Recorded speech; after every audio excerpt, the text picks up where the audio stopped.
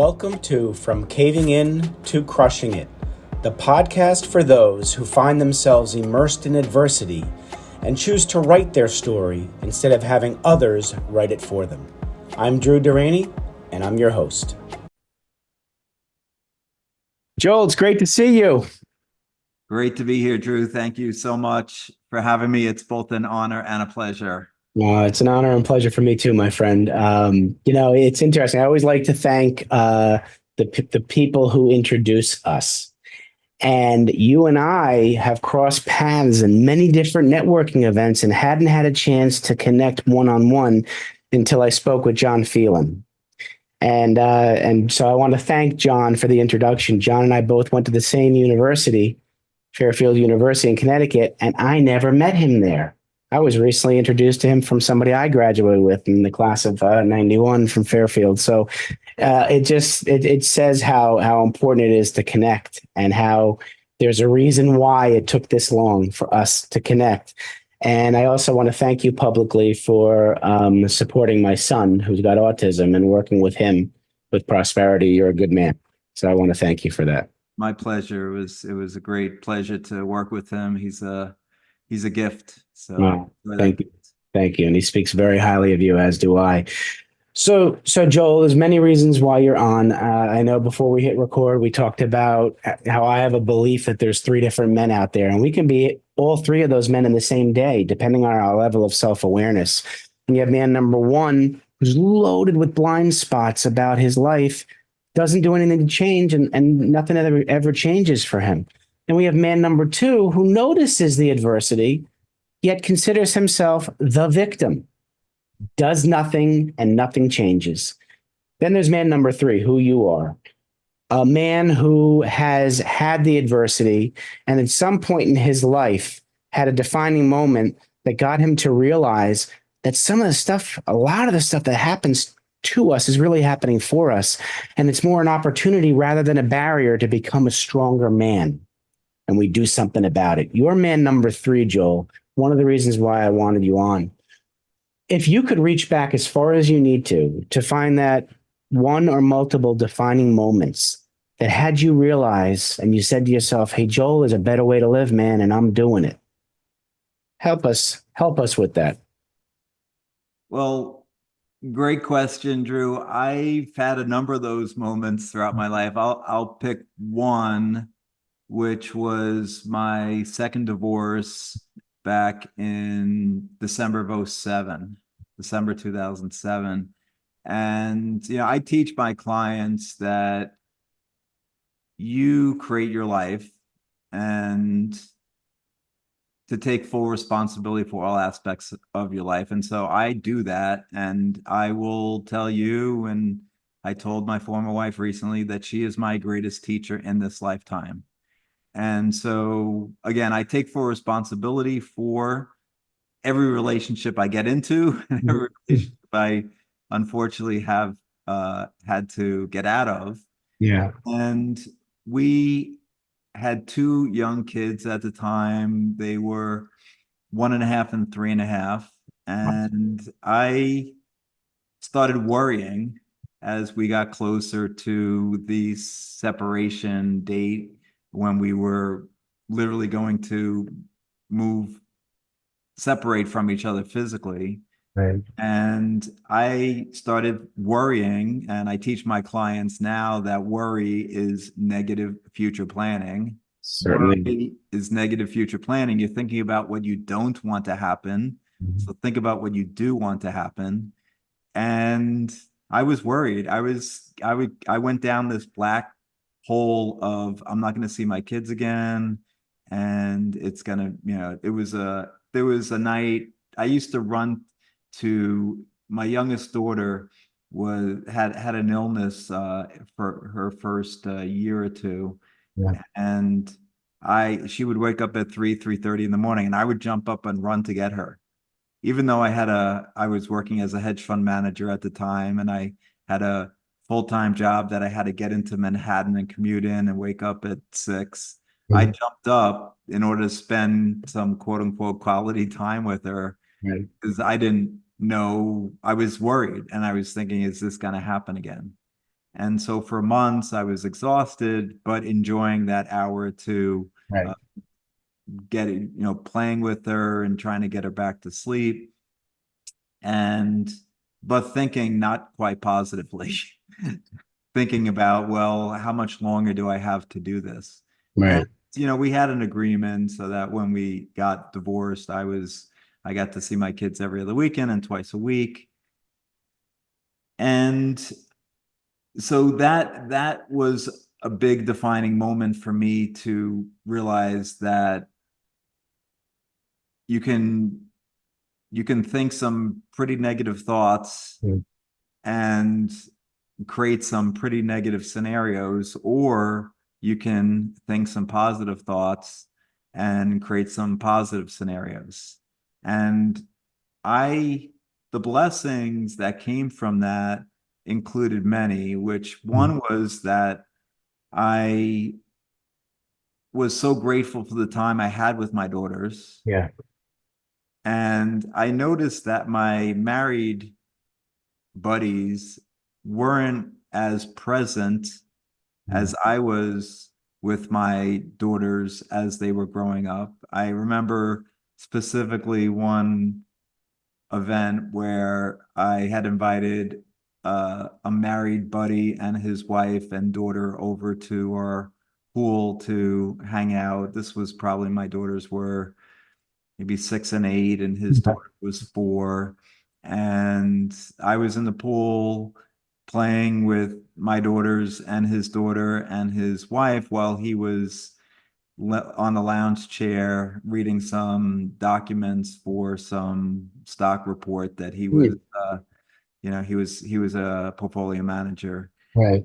And so it was really stark Yeah. for me to see that, because every other weekend I didn't have my kids and I could do that when I Right. with them. So I wasn't going to be doing that when I could be with them, and I didn't. And so treasuring that time with my daughters that I had with them growing up, because it was limited, and being really present and enjoying that time, that was a gift. That Wow. was a thing. You mentioned gratitude, and that is the one thing that really keeps us in that present moment. And when you are on that hamster wheel, like your friend who was married and reading the reports, uh, there's a very strong chance he didn't practice gratitude during that time frame, because if he did, he wouldn't be reading that stock report. He would have been in the Absolutely. view. Yeah. Can you teach gratitude? I mean, really believing and being grateful, feeling it when you say it. Can you teach that? Yes, it's actually rule number 5 in the 9 money rules millionaires use. So thanks for bringing it up. Absolutely.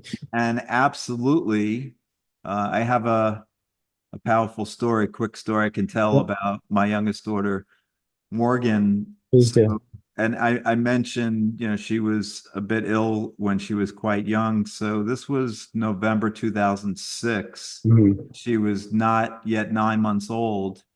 And we were on the Upper East Side. She was with my parents who were babysitting her.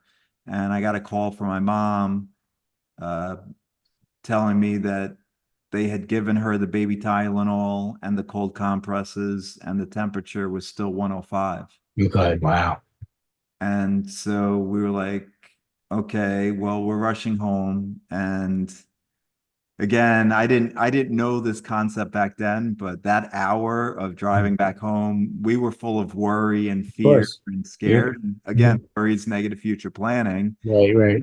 So we were thinking about all the things that could go wrong. We got home and took one look at Morgan and knew that we got to get the temperature down based on her history. And we gave her more cold compresses and more baby Tylenol. I even put her in a cold bath where I Oh, found out how strong she was for being 9 months old.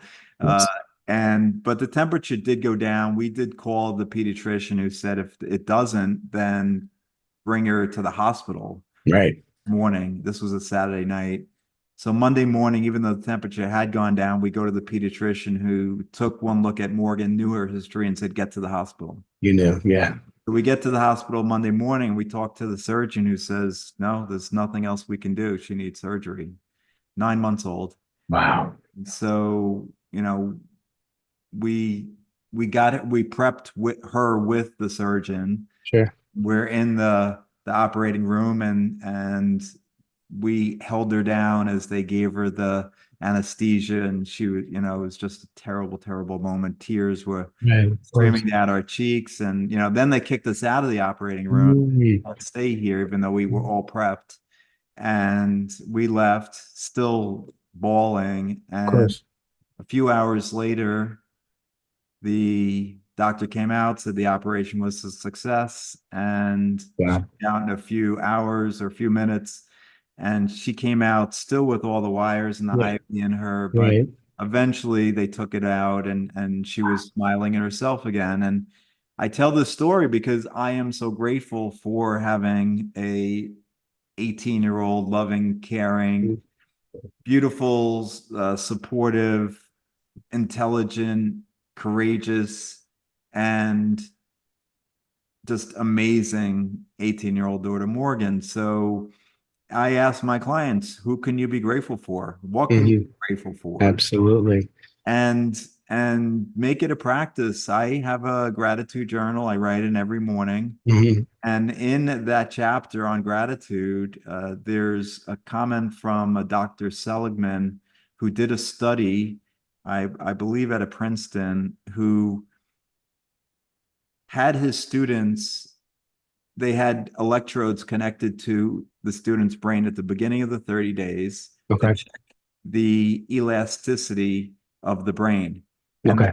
they had every day for 30 days, they wrote down 3 things they were grateful for and why. And then at the end of the days, they put the electrodes in and again connected to the brain and checked the brain synapses. And they had expanded Hmm. in those areas of happiness. Yep. So when you're more Absolutely. grateful, you create more happiness, which is rule number 3 in the 9 money rules millionaires use. Can happiness buy you money? And so it's a powerful technique. Now, writing down what you're grateful for and why Hmm. is powerful. But like you commented, Yeah. the feeling is really important too. Right. How can you get into that feeling of gratitude? And I recommend closing your eyes and considering not to compare, but to consider that you are living the dream life Hmm. of billions of people on this planet. There Hmm. are billions of people that would love to trade places with you, even for just one day. One day. Yep. That's so true. That's so true. Wow, there's so much here. So yes, audience. Joel Solomon is a best-selling author. Has written the book, "The 9 Money Rules Millionaires Use," and we are going to get to that. I want to talk about that journey to writing that book. Now, you are a certified IP trainer. What's IP stand for? IP stands for Infinite Possibilities. So it's a book that Mike Dooley wrote Hmm. 20 years ago. And I teach the core concepts from that book and I infuse it in Hmm. all the coaching that I do in regards to prosperity in my Money Miracles membership. In any course I teach, in fact, in the 9 money rules, I have Hmm. a course, a 9-week course that I teach, and we infuse the concepts of infinite possibilities into that course and everything I teach. I love it. And so I'm going to go back now, knowing that you owned a hedge fund, and I'm going to tie this all together. You're going to tie it together for us. You have a man who was in the financial industry, hedge fund, and there are stereotypes of men and women in the financial industry. And when you were, I want you to talk about the hedge fund and the fears you had and all that, and how you got to be the man you are now as a prosperity coach who ties now in money and how you can have prosperity and money just by being. Can you just lead us through that circuitous route? Let's start with the hedge fund stuff and get us through. So if you had asked me my dream back in 1993, Right. what's your dream? Mhm. I would have said money manager. I Mhm. really Right. enjoyed analyzing and investing in stocks. I still Okay. do to this day. Right. And Right. I do teach that continued today. Yeah. And I had no experience. I had no background. I was coding at an insurance company at the Okay. time. Right. And I reached out to money managers who gave me doubt, a Mm. ton of doubt, a Of lot course. of rejection. And they said, you can't do it. You have no background. You need 20 years experience. You need to have an MBA in finance. I'm like, I finally found one guy who told me his route, which didn't include either of those. I love it. So I eventually got there 15 years later in 2008, and I started managing a portfolio of $300 million in stocks for Mhm. Citi Group at the time. And I achieved my dream. There you go. Not the best year to achieve it, though. 2008 was the worst 2008. for We the stock know. market we've had in 40 years. Absolutely. Yeah. But I did manage to make a little bit of money for Citigroup shareholders that year, and I made a lot more money the next year and the next Mhm. year. Right. I might still be there today, but there was a law that said banks can't own hedge funds, and everyone at every bank who was managing a hedge fund was let go. Hmm. Me, which actually gave me the kick in the butt to achieve my true dream, which was to have my own hedge fund. I love that. I love dream versus true dream because sometimes we're living other people's belief systems. So tell us about your true dream and how that led to where you are now. So that was my true dream, was to have my own hedge fund. I achieved that dream. And in December 2015, after about 2.5 years of managing other people's money and whistling on the way to work for 2.5 years, I went to a personal development course, and there was a guy there who was a 1 hour guest speaker. It was a 3 day course, and Okay. it's a 1 hour guest speaker. And he was lying to 200 people about Right.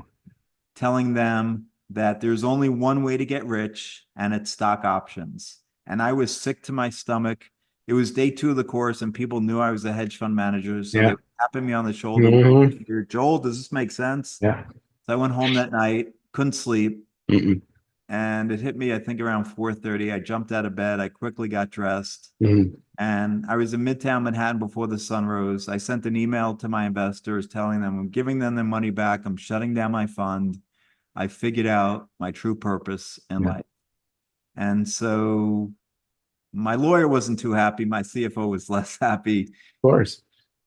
but I figured out what I'm supposed to be doing with my life a little bit late, but I finally figured it out that Okay. my And what purpose is that? What's your true purpose? My true purpose is to help people become financially free, to teach them the truth about money, Hmm. and to educate them that it's not about the process and the Hmm. strategies only, but it's about the mindset as Yeah. well. And Absolutely. so that's what this book is about, the 9 Money Rules Millionaires Use, and being prosperous, as you mentioned, being abundant. So it's be, do, have. Most of us Yeah. believe that it's do and then have. But I say it's the first step in every single day for the last 8 years of my life has been to be. Just to be who you are. Yeah, because what you're saying is the true way of manifestation is be, do, have. Most of us think we need to have, let's say it's money, have the money in order to do certain things in order to be happy. Right. And it's the opposite. It's you need to be who you are at Right. your core, because then you start to do things that are aligned with who you are. And then that money starts to follow. And most of us don't have the patience for that. So I want you to get into how do we have learn the patience to be, do, have, and get a little into the 9 money rules of millionaires use and how that ties together. Patience is a mindset. Hmm. And what I teach is, if rule number one is belief, when you Okay. believe. Hmm. So what do you believe? Do you believe you can be patient? Do you believe that it can be easy?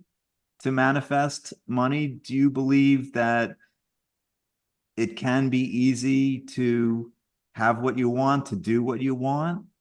And so belief is so critical. Mhm. What are your beliefs around money? What are your beliefs around abundance and prosperity? Mhm. You were taught growing up that you need to work really, really hard to be rich Yes. and successful. That's what I was taught. Yep. And Mm. it hit me in 2008 when I was working 75 hours a week for Citi that I could continue doing this and I might not see my kids become There teenagers. you go. And Yep. I realized I needed to work smarter and have a Hmm. different mindset, Right. have fun. And that's how the 9 Money Rules Millionaires Use came about, because in the end of 2008 into 2009, I started changing my mindset and acting Mm. differently, and realized that when I was happier and having more fun and more grateful, that Hmm. money flowed, Hmm. abundance flowed, prosperity flowed. Hmm. And when I can visualize what I want to happen, which is rule number 4, Hmm. then I can have what I want to happen. I love it. And so it comes back to your belief. Yeah. And most people believe it's really, really hard to be rich. You have to work hard. Hmm. Everything's hard. It's, you got to make a lot of effort. You got to move matter to create matter. And that's linear thinking, as Hmm. we talked about, Right. before we got on here. Yeah. Absolutely. And there's non-linear, there's quantum physics Hmm. going on. Yes. We can't see that is actually creating a lot Yeah. of what's going on in the physical world. Hmm. Hmm. And so rule in Mike Dooley's Infinite Possibilities book, his first chapter is thoughts become things. Yep. Now, not every thought's going to become a thing, because you may have a thought and you may have another thought that completely contradicts that. Contradicted. Right. Right. So you got this going on. But if you keep on thinking thoughts Hmm. of abundance and prosperity and believing, by the way, a belief is just a thought you keep on thinking. Absolutely. Yep. Well, it's interesting you mentioned Mr. Dooley, because on average each individual has about 70,000 thoughts per day, and I think we only can recall about 2% of those, like maybe 1,400 of those, and our brain activity is 95% subconscious. So we've got 5% of our brain activity that's conscious, and so to work on being conscious of those 2% of the thoughts, and most of them are they're illusions, right? The more we're in our head, the more we make stuff up. Once we can negate those negative thoughts and think positive, like you say, it does do wonders. Yes, absolutely. We can change the way our brain thinks. Absolutely. And so I will challenge anyone who's listening or Hmm. watching this Hmm. to watch their actions Yep. for the next day, because your actions are a really good tell on what your beliefs are. Hmm. Very true. Yep. So if you're working from home and you're in your office space and you eat lunch in your kitchen, and every time, and you're back in your office space 20 or 30 minutes later, and every Mhm. time you leave your office space, you turn off the lights.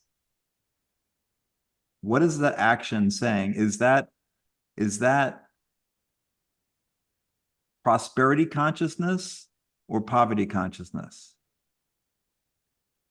Very interesting. Check So, check your actions. Or I had a client 2 years ago when gas prices doubled. right. Instead of continuing to fill up his tank, he put in $20. And Oh, wow. then he'd have to go to the gas station again the next day or 2 days later. Interesting. Was he acting out of prosperity consciousness or No, poverty consciousness? it's certainly poverty. That's very interesting. You're right, Joel. There's always that question, or has been that question: what comes first, the thoughts or the feelings? I believe the thoughts come first. And like you Know that said, it really even matters. Like, right. right? It doesn't really It, matter if the thoughts or feelings, but but it's the people are behavior critical. piece. Well, you know why I'm saying that is because there's a quote by Gandhi out there that says if you keep your thoughts positive, then your words become positive. The words become positive. Your behaviors become positive, and so forth. So, I mean, if we if we do watch how we behave and ask ourselves, why did I do that? Yes. It gets you back to that, what your thought is. And then in that 5% conscious state, if we can eliminate the bad habits and create positive habits that then become our subconscious, it is a process. Absolutely a process. And it's back to just what you started the podcast with, which is being self-aware. Right. And the more you can be aware of your thoughts and feelings and emotions, Yeah. the more you can shift and change and Love it. and become more prosperous and abundant. Oh, absolutely. Well, Joel, the audience certainly has captured the essence of Joel Solomon, and they're going to want to get in touch with you, my friend. So, audience, Joel's offering a 30-minute free prosperity coaching call.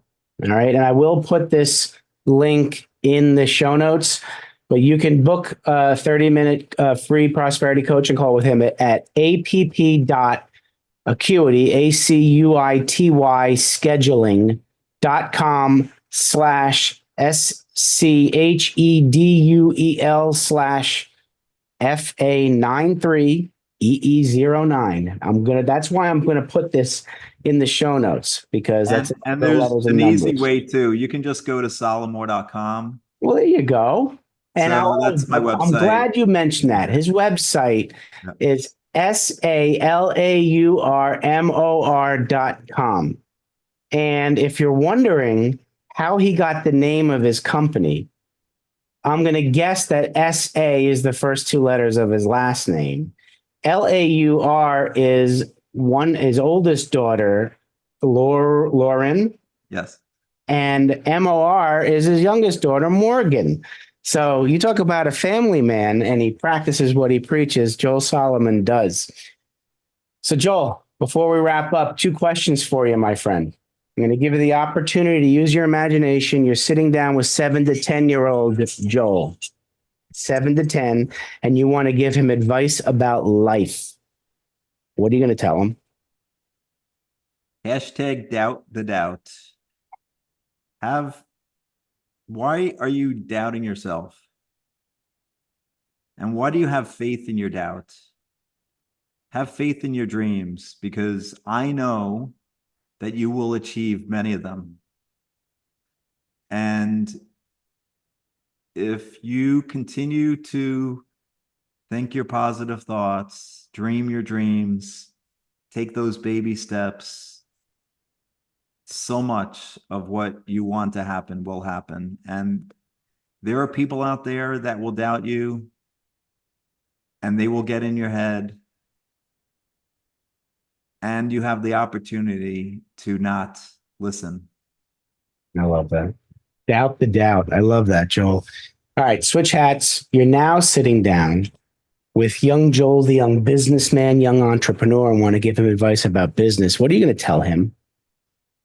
I don't think it's any different. Doubt the doubt. You're in your business. You're gonna have times when you're flowing, and there's times when you're flowing even more. Mm-hmm. When you're not flowing as much as the high flowing, your mind's gonna play tricks on you. Mm-hmm. It's gonna give you doubts. You don't have to listen to that ego.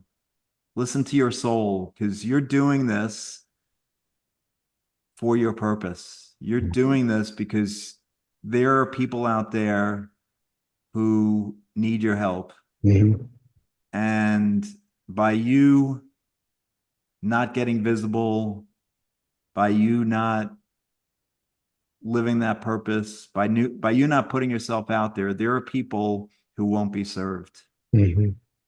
And there are so many people who need your service. So stop doubting yourself, doubt the doubt, have faith in the dream, and know that there are millions, if not billions, of people that are waiting for you to get out there and do what you're supposed to be doing. Love that, Joel. Love that, Joel. We got to all start telling our story, because somebody needs to hear it. Yeah. Well, Joel, I want to thank you for coming on. Thank you for being my friend, coming into my life. There's a reason this happened. Please keep doing what you're doing. You're a wonderful human being, and you are helping so many people live their dreams. Thank you so much, Drew. I appreciate you. Thanks for having me. Absolutely. All right, everybody, take care of yourselves.